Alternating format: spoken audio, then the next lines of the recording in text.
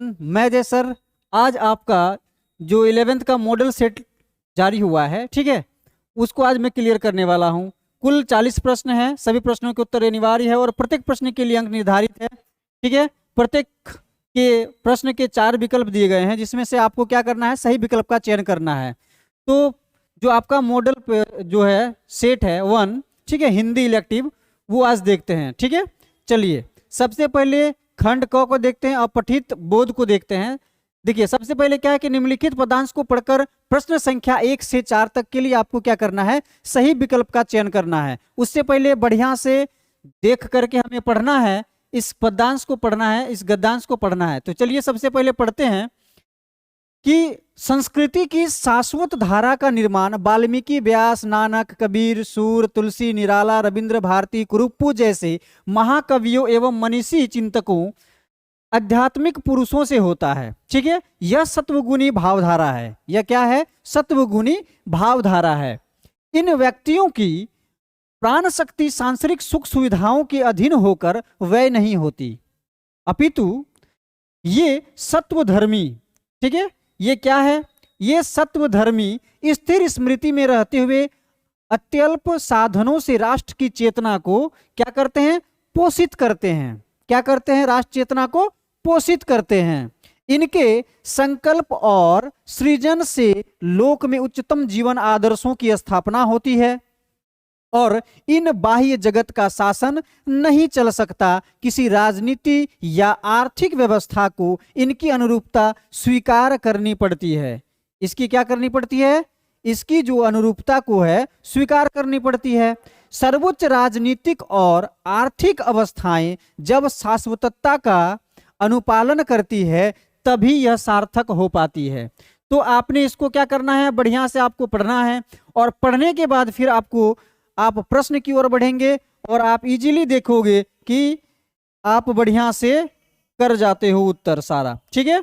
चलिए तो हम लोग देखते हैं सबसे पहला प्रश्न आपके सामने क्या है। चलिए देखिए आपके सामने सबसे पहला प्रश्न देखने को मिल रहा है कि संस्कृति की शाश्वत धारा के निर्माण में कौन सहायक होते हैं। आपने बढ़िया से अगर रीडिंग लगाया होगा, बढ़िया से पढ़ा होगा तो आपको पता चल गया हो। देखिए पहला ऑप्शन मेरा क्या है कि सर्वश्रेष्ठ राजनीतिज्ञ, सांसारिकता में लिप्त लोग, महाकवि एवं मनीषी चिंतक या क्षणिक संस्कृति का अनुसरण करने वाले लोग। तो मेरे प्यारे बच्चों राइट आंसर क्या हो जाएगा कि महाकवि एवं मनीषी चिंतक जैसे लोग क्या करते हैं, शाश्वत धारा के निर्माण में सहायक होते हैं। तो राइट आंसर क्या हो जाएगा, मेरा राइट आंसर हो जाएगा सी, महाकवि एवं मनीषी चिंतक, ठीक है। चलिए अगला देखते हैं। अगला प्रश्न है कि लोक में उच्चतम जीवन आदर्शों, क्या है, लोक में उच्चतम जीवन आदर्शों की स्थापना कौन करते हैं। सत्वधर्मी करते हैं, राजधर्मी करते हैं या तपोधर्मी करते हैं या अधर्मी करते हैं। तो राइट आंसर क्या हो जाएगा, सत्वधर्मी। चलिए अगला देखते हैं कि राजनीतिक और आर्थिक अवस्थाएं किस बात का अनुपालन करके सार्थक हो पाती है। तो क्या है, सिद्धांतवादिता, शाश्वतता या फिर वैचारिकता या मानवता। तो राइट आंसर क्या हो जाएगा, शाश्वतता, ठीक है, ये मेरा राइट आंसर हो जाएगा। चलिए अगला देखते हैं। अगला प्रश्न आपके सामने है कि व्यय, देखिए व्यय, व्यय का विलोम शब्द कौन सा होगा। यानी व्यय, व्यय का यहाँ देखिए अत्यस्कल्प, स्तर, अध्यात्म, आय। तो व्यय का क्या हो जाएगा, आय। व्यय का क्या हो जाएगा, आई, राइट आंसर। ओके चलिए अगला देखते हैं। अगला क्या करना है कि लिखित जो है निम्नलिखित पदांश को क्या करना है, ध्यान पूर्वक पढ़ना है और पढ़ करके आपको क्या करना है, सभी प्रश्नों का उत्तर लगाना है, देना है, ठीक है। तो चलिए सबसे पहले पढ़ते हैं कि मेरा पदांश क्या दिया हुआ है कि छिप छिप अश्रु बहाने वालों, मोती व्यर्थ बहाने वालों, कुछ सपनों के मर जाने से जीवन नहीं मरा करता। सपना क्या है, नयन सेज पर सोया हुआ आंख का पानी और टूटना है उसको ज्यों, जागे कच्ची नींद जवानी, गिली उम्र बनाने वालों, डूबे बिना नहाने वालों, कुछ पानी के बह जाने से सावन नहीं मरा करता है। तो ये पदांश को आपको बढ़िया से पढ़ना है और उनके जो उत्तर दिए हुए हैं उनका उत्तर को चुनना है, सही विकल्प को चुनना है। तो चलिए अब देखते हैं मेरा प्रश्न क्या है। देखिए प्रश्न ये है कि कुछ सपनों के मर जाने से जीवन नहीं मरा करता, पंक्ति से क्या तात्पर्य है कि कुछ सपने टूट जाते हैं, कुछ सज्जनों के मर जाने से सपने मर जाते हैं, या कुछ आशाएं पूरी न भी हो तो भी जीवन नष्ट नहीं होता। क्या होता है? नष्ट नहीं होता। या दिन के बाद रात अवश्य आती है। तो मेरे प्यारे बच्चों राइट आंसर क्या हो जाएगा? सी, कुछ आशाएं पूरी न भी हो तो भी हमारा जीवन क्या होता है? नष्ट नहीं होता है। क्या नहीं होता है? हमारा जीवन नष्ट नहीं होता है। ठीक है, चलिए अगला क्या है कि अश्रु की उपमा। देखिए अश्रु की उपमा कवि ने किससे दी है? तो मोती से दी है, जल से दी है, सपनों से दी है, या जीवन से दी है? तो राइट आंसर क्या हो जाएगा? मोती से दी है। ठीक है, राइट आंसर क्या हो जाएगा? मोती से दी है। चलिए अगला प्रश्न की ओर बढ़ते हैं और देखते हैं कि क्या है मेरा प्रश्न। चलिए अगला प्रश्न है कि प्रस्तुत काव्यांश के माध्यम से कवि ने क्या प्रेरणा दी है? कवि ने प्रेरणा क्या दिया है कि निराश होकर हार मान जाने की, या स्वयं से लड़ने की, या निराशा त्याग कर कर्मशील बनने की, या समाज को त्याग कर जीने की? तो मेरे प्यारे बच्चों राइट आंसर क्या हो जाएगा कि निराशा त्याग करके कर्मशील बनने की। निराशा को छोड़ करके हमेशा कर्म करना चाहिए और कर्मशील बनना चाहिए और आगे बढ़ना चाहिए। ठीक है, तो राइट आंसर क्या हो जाएगा? निराशा त्याग कर कर्मशील बनने की। ठीक है, चलिए अगला प्रश्न देखते हैं।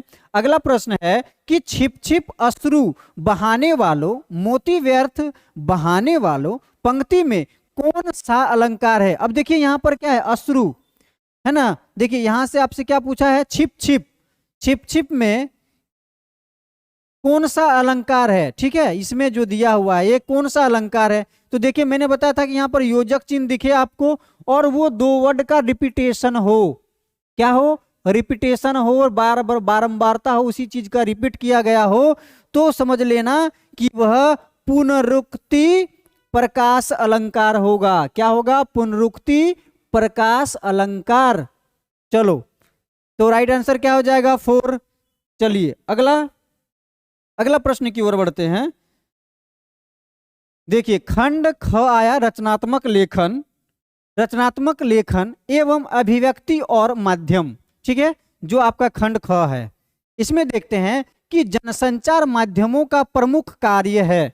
जो जनसंचार है उसका प्रमुख काम क्या है? सूचना देना, शिक्षित करना, रोजगार संबंधी जानकारी देना, या इनमें से सभी? तो मेरे प्यारे बच्चों जो आपका संचार माध्यम है वो आपको ये सारा चीज देता है, अर्थात इनमें से सभी इज राइट आंसर। चलिए अगला प्रश्न की ओर बढ़ते हैं, देखते हैं क्या है। देखिए पत्रकारिता के विकास में कौन सा मूल भाव सक्रिय रहता है? कौन सा मूल भाव सक्रिय रहता है? किसका? पत्रकारिता के क्या विकास में? तो संवेदना, जिज्ञासा, आर्थिक सहायता, प्रतिस्पर्धा। तो मेरे प्यारे बच्चों क्या हो जाएगा? इसमें से जिज्ञासा। चलिए अगला क्या है कि विचारों के आदान प्रदान की सबसे प्राचीनतम शैली कौन सी है? सबसे प्राचीन शैली, यानी प्राचीन काल में क्या करते थे? विचारों का आदान प्रदान कैसे होता था? पत्राचार से, टेलीफोन से, इंटरनेट से, फैक्स से। ये सारे तो नए जमाने के उपकरण हैं, तो क्या हो जाएगा? पत्राचार। पत्राचार से प्राचीन काल में विचारों का आदान प्रदान किया जाता था। तो राइट आंसर क्या हो जाएगा? ए, पत्राचार। चलिए अगला बढ़ते हैं। अगला देखते हैं कि भारत में प्रकाशित होने वाला प्रथम समाचार पत्र द बंगाल गजट का प्रकाशन वर्ष क्या है? देखिए इसको लेकर के बहुत सारा मतभेद रहा है, लेकिन आपका जो राइट आंसर हो जाएगा वो 1780 होगा। ठीक है, आपको जो इस प्रकार से प्रश्न है, ठीक है, इसमें आपको फंसा सकता है, थोड़ा सा आपको घुमा सकता है प्रश्न को, और फिर उसका वर्ष भी अलग हो जाएगा। तो आप ध्यान देना कि यहाँ पर क्या है? प्रकाशन वर्ष पूछा है। ठीक है, स्थापना वर्ष नहीं, प्रकाशन वर्ष जिसमें छपा गया था। तो 1780। ठीक है, तो राइट आंसर क्या हो जाएगा? 1780 ईस्वी को। चलिए अगला प्रश्न है कि संचार के मुद्रण, देखिए मुद्रण माध्यम में किसे शामिल किया गया है? समाचार पत्र को, पत्रिकाएं को, पंपलेट्स को, ये सभी। तो मेरे प्यारे बच्चों मुद्रण यानी छपाई किस में होता है? समाचार पत्र में भी, पत्रिका में भी, पंपलेट्स में भी। तो यहाँ पर जो राइट आंसर होगा ये 4 होगा सभी, क्योंकि छपाई सब में होता है। ठीक है, चलिए अगला देखते हैं। अगला है संपादकीय किसके द्वारा लिखा जाता है? पत्रकार के द्वारा, संपादक के द्वारा, कवि के द्वारा, साहित्य के द्वारा। तो यहाँ जो राइट आंसर होगा मेरा वो संपादक के द्वारा। ठीक है, संपादकीय किसके द्वारा लिखा जाता है? तो वो संपादक के द्वारा लिखा जाता है। ठीक है, चलिए अगला प्रश्न की ओर बढ़ते हैं, देखते हैं अगला प्रश्न क्या है। चलिए देखिए अगला प्रश्न है कि फीचर में, देखिए फीचर में तथ्यों की प्रस्तुति का ढंग होता है। क्या होता है? नीरस होता है, वो व्यापक होता है, मनोरंजक होता है, संकुचित होता है। तो मेरे प्यारे बच्चों क्या होगा? फीचर में जो तथ्यों की प्रस्तुति का ढंग होता है वो काफी मनोरंजक होता है। ठीक है, वो काफी मनोरंजक होता है। चलिए अगला देखते हैं। अगला है औपचारिक पत्र। ठीक है, फॉर्मल। चलिए फॉर्मल में क्या है कि औपचारिक पत्र में किन पत्रों को शामिल किया जाता है? संपादकीय के नाम पत्र, शिकायती पत्र, व्यावसायिक पत्र और ये सभी। तो मेरे प्यारे बच्चों ये सभी क्या है? औपचारिक यानी फॉर्मल है ना, फॉर्मल लेटर है, औपचारिक है। तो ये सभी क्या हो जाएगा? राइट आंसर हो जाएगा। अब देखिए अगला प्रश्न है कि रिमाइंडर, रिमाइंडर को हिंदी में क्या कहते हैं? रिमाइंडर को हिंदी में क्या कहते हैं? कार्यालपादेश या फिर शासनादेश या अनुस्मारक या स्मृति पत्र। तो राइट आंसर क्या हो जाएगा? अनुस्मारक। जो रिमाइंडर होता है इसको हिंदी में क्या कहते हैं? इसको रिमाइंडर को हम लोग क्या बोलते हैं हिंदी में? अनुस्मारक। क्या बोलते हैं? अनुस्मारक। ठीक है, चलिए अगला प्रश्न की ओर बढ़ते हैं, देखते हैं क्या है। नोटिस को, देखिए नोटिस को हिंदी में क्या कहा जाता है? नोटिस को हिंदी में क्या कहा जाता है? सूचना, संदेश, टिप्पणी, ज्ञापन। तो मेरे प्यारे बच्चों क्या हो जाएगा? ज्ञापन राइट आंसर हो जाएगा, है कि नहीं? चलिए अगला देखते हैं। अगला है खंड ग। पाठ्य पुस्तक से, आपके जो पाठ्य पुस्तक है उससे कोई खंड कोई दिया हुआ है जिसमें से आपको पढ़ना है और फिर आपको उसका उत्तर लगाना है। ठीक है, देखिए मुरली तऊ कि मुरली तऊ गोपाल ही भावती सुनीरी सखी यद्यपि नंदलाल ही नाना भांति नचावती साखती एक पाई ढाड़ो रे करी अति अधिकार जनावती। ठीक है, इस पंक्ति को आपको क्या करना है? बढ़िया से पढ़ना है, इसके अर्थ को समझना है और फिर सारे प्रश्नों का उत्तर आपको करना है। तो देखिए कि यहाँ दिया गया है कि प्रस्तुत पंक्तियों के कवि कौन है? तो प्रस्तुत पंक्तियों के कवि है कबीर दास है कि सूरदास है कि तुलसीदास है कि पद्माकर जी है। तो मेरे प्यारे बच्चों राइट आंसर क्या हो जाएगा? सूरदास जी हैं। ठीक है, चलिए आगे देखिए कि प्रस्तुत काव्यांश की भाषा क्या है? प्रस्तुत काव्यांश की भाषा क्या है? राजस्थानी भाषा है, ब्रज भाषा है, अवधी भाषा है या सिंधी भाषा है? कौन सा भाषा होगा? तो मेरे प्यारे बच्चों याद रखना कि जो सूरदास जो भी लिखते हैं वो कृष्ण प्रेम में लीन है और वो जो भी लिखेंगे वो ब्रजभाषा में लिखेंगे क्योंकि कृष्ण के बारे में लिखा जा रहा है। ठीक है, तो यहाँ पर सूरदास का जो इस काव्यांश की भाषा होगी वो ब्रजभाषा में होगा। तो राइट आंसर क्या हो जाएगा? ब्रज भाषा। ठीक है, चलिए अगला प्रश्न की ओर देखते हैं कि किसे एक पांव पर खड़ा करके रखा जाता है? नंद को, गोपाल को, गोपी को, राधा को। तो गोपाल को। ठीक है, यानी कृष्ण जी को। ठीक है, चलिए अगला प्रश्न की ओर देखते हैं। अगला है नंदलाल को कौन नचाता है? नंदलाल को कौन नचाता है? गोपाल, सखी, मुरली या गोपी? तो नंदलाल को मुरली नचाता है। ठीक है, राइट आंसर क्या हो जाएगा? मुरली। बोरत तो बोर यूं पै निचोरत बने नहीं पंक्ति में किस त्योहार का वर्णन है? किस त्योहार का वर्णन है? दीपावली, होली, मकर संक्रांति और फिर दशहरा। तो राइट आंसर क्या हो जाएगा? ब्रज का होली, है ना। ब्रज में होली बड़ी ही धूमधाम के साथ मनाया जाता है। बोरत तो बोरियों पे निचोरत बने नहीं, इस पंक्ति में जो त्योहार का वर्णन किया गया है वो आपका क्या हो जाएगा? Right answer Holi. क्या हो जाएगा? होली। ठीक है, तो राइट आंसर क्या हो जाएगा मेरा? होली। चलिए अगला प्रश्न की ओर बढ़ते हैं। अगला प्रश्न है कि झहरी झहरी झहरी झहरी झिनी बूंद है परती मानो, ठीक है, में झहरी झहरी में कौन सा अलंकार है। देखिए मैंने आपको अलंकार पढ़ाया था तो बताया था कि मेरे प्यारे बच्चों ध्यान रखना कि अगर यहाँ पर किसी वर्ड का दोबारा रिपीटेशन हो और यहाँ पर योजक चिन्ह इस तरह लगा हो तो समझ जाना कि ये इसका क्या हुआ है, रिपीटेशन हुआ है, रिपीट हुआ है, इसका बार बार प्रयोग हुआ है। देखिए यहाँ पे, ठीक है, और योजक चिन्ह ये रहे तो क्या हो जाएगा, पुनरुक्ति प्रकाश अलंकार। ठीक है, क्या हो जाएगा, पुनरुक्ति प्रकाश अलंकार, क्योंकि इसका फिर से पुनरुक्त किया गया है। चलिए अगला देखते हैं। अगला है प्रकृति का सुकुमार। प्रकृति का सुकुमार कवि किन्हें कहा जाता है, किसे कहा जाता है?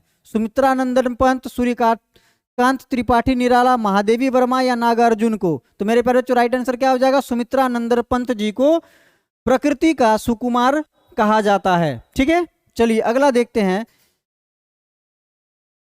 अगला है संध्या के बाद कविता का, देखिए संध्या के बाद कविता का मूल स्वर क्या है? शहरी जीवन का आर्थिक यथार्थ, शहरी कामकाजी दुनिया का यथार्थ, ग्रामीण जीवन का सामाजिक यथार्थ या फिर नगरों का, महानगरों का यथार्थ? तो राइट आंसर क्या हो जाएगा, ग्रामीण जीवन का सामाजिक यथार्थ के बारे में इस संध्या के बाद कविता का मूल स्वर है। ठीक है, चलिए अगला प्रश्न देखते हैं कि बादल को घिरते देखा है कि कवि कौन है? महादेवी वर्मा, नागार्जुन, नरेंद्र शर्मा या धमील? तो राइट आंसर क्या हो जाएगा मेरा, नागार्जुन। बादल को घिरते देखा है, इसके लेखक हैं, इनके कवि हैं, सॉरी कवि हैं कौन, नागार्जुन। ठीक है, चलिए अगला देखते हैं। अगला है कि निम्नलिखित गद्यांश को ध्यान पूर्वक पढ़ना है। ठीक है, आपको क्या करना है, इसको पढ़ना है और फिर पढ़ करके 28 से 31 के लिए आपको क्या करना है, सही विकल्प का क्या करना है, चयन करना है। तो इससे पहले क्या करना है, इस जो गद्यांश दिया हुआ है इसको बढ़िया से पढ़ना है, क्योंकि इसको पढ़ेंगे तभी आप उसका उत्तर दे पाएंगे। तो चलिए सबसे पहले पढ़ते हैं कि सारा घर मक्खियों से भिनभिना रहा था, आंगन की अलगनी पर कई पैबंद लगी एक गंदी साड़ी टंगी थी, दोनों बड़े लड़कों का वहां कहीं पता न था। बाहर कोठरी में मुंशी जी औंधे मुंह होकर ऐसी निश्चितता से सो रहे थे मानो 1.5 महीने पूर्व मकान किराया नियंत्रण विभाग की क्लर्की से उनकी छंटनी न हुई हो, या फिर मानो उन्हें शाम को किसी काम की तलाश में कहीं जाना न हो। अब देखिए सारा आप ही का चैप्टर से दिया गया है। अब आपको पता करना है कि भाई ये बीच वाला उठा करके आपके पास ला दिया है, ये किस चैप्टर का हो। तो आपने अगर बढ़िया से पढ़ा होगा तो आपको मालूम होगा कि ये किस चैप्टर से है। ठीक है, तो देखिए अब आप बोलोगे सर इसमें से सारा प्रश्न मिल जाएगा, तो ऐसा नहीं है। हाँ, ऐसा मिलता कब, जब आप 9-10 में थे, तब आपको क्या करता कि आपको उस पदांश को पढ़ना, गद्यांश को पढ़ना और आपको सारा उत्तर मिल जाता था उसी से।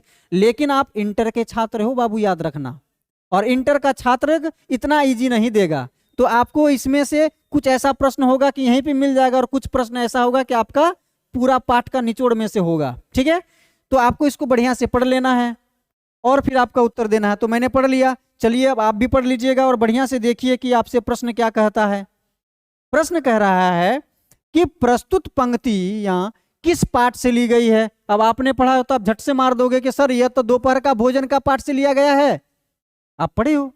चलिए अगला देखते हैं। अगला प्रश्न है कि विभाग की क्लर्की से किनकी छटनी, विभाग की क्लर्की से किनकी छटनी हुई है? किनकी छटनी हुई है? मुंशी चंद्रिका प्रसाद का, मुंशी प्रेमचंद का, मुंशी अंबिका प्रसाद का या मुंशी राधाचरण जी का?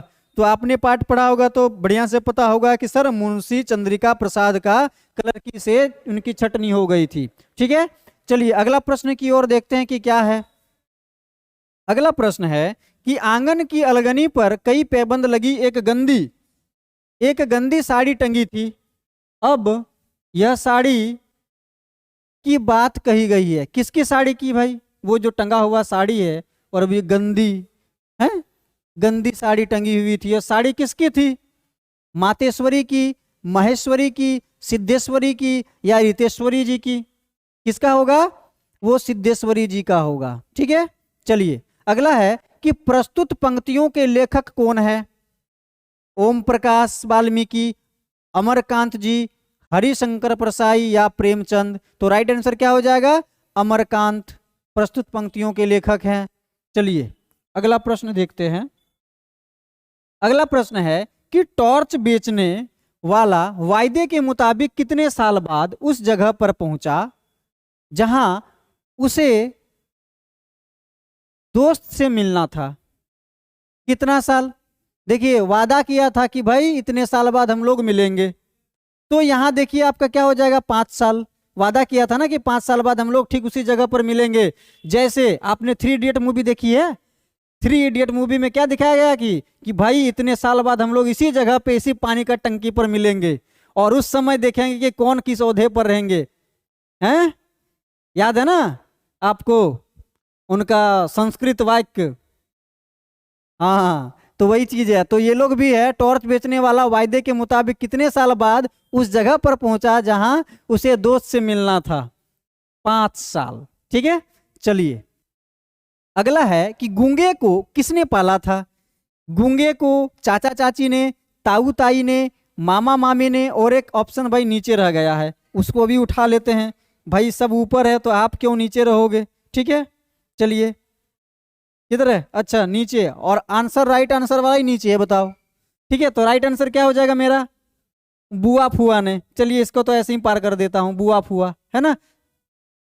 राइट आंसर क्या हो जाएगा? और बुआ फुआ ने। ठीक है, गूंगे को किसने पाला था? तो बुआ फुआ ने। चलिए अगला प्रश्न देखते हैं कि ज्योतिबा फुले ने किस संस्था की स्थापना की? आर्य समाज, प्रार्थना समाज, सत्यशोधक समाज, ब्रह्म समाज? मेरे प्यारे बच्चों राइट आंसर क्या हो जाएगा? सत्यशोधक समाज की स्थापना ज्योतिबा फुले ने किया था। ठीक है, चलिए अगला देखते हैं कि उसकी मां किस विधा की रचना है? कहानी है, निबंध है, संस्मरण है, रिपोर्टाज है? क्या है? तो ये उसकी मां किस कहानी की विधा रचना है? कहानी। ठीक है, क्या होगा? कहानी। चलिए अगला देखते हैं। अगला है कि भारतेंदु हरिश्चंद्र के अनुसार उन्नति के लिए क्या अनिवार्य है? क्या अनिवार्य है? जनसंख्या नियंत्रण, परदेशी भाषा, मत मतांतर या इनमें से सभी? तो मेरे प्यारे बच्चों राइट आंसर क्या हो जाएगा? जनसंख्या नियंत्रण बहुत ही अति आवश्यक है। अब देखिए परदेशी भाषा का कोई उल्लेख नहीं है, भाई विदेशी भाषा सीख करके क्या कर लेंगे हम लोग, है कि नहीं?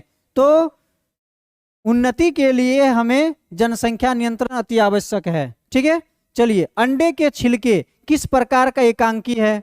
ऐतिहासिक, मनोवैज्ञानिक या पारिवारिक या वैज्ञानिक? तो राइट आंसर क्या हो जाएगा मेरा? पारिवारिक एकांकी है। ठीक है, अंडे के छिलके किस प्रकार का एकांकी है? पारिवारिक एकांकी है, याद रखो। चलिए अगला देखिए, अगला क्या है कि हुसैन की कहानी अपनी जुबानी में हुसैन कौन सा बोर्डिंग स्कूल भेजे गए? Shimla boarding school, Delhi boarding school, Baroda boarding school या मुंबई बोर्डिंग स्कूल? तो मेरे प्यारे बच्चों राइट आंसर क्या हो जाएगा? उसे बड़ौदा बोर्डिंग स्कूल भेजा गया। ठीक है, कहाँ भेजा गया? बड़ौदा बोर्डिंग स्कूल भेजा गया।